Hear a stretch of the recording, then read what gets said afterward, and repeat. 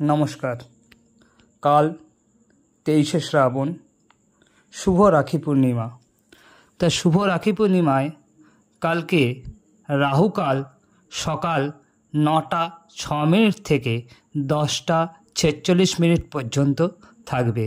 এই সময় কোনো শুভ কাজ করা উচিত নয় এবং বারবেলা পড়বে বেলা 1টা 20 মিনিট থেকে 2টো 58 মিনিট পর্যন্ত।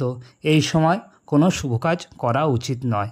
তাহলে শুভ কাজ বা রাখি পরানো ভাইদের জন্যে শুভ রাখি পরানোর সময় হচ্ছে 10টা 47 মিনিট থেকে 12টা 52 মিনিট পর্যন্ত।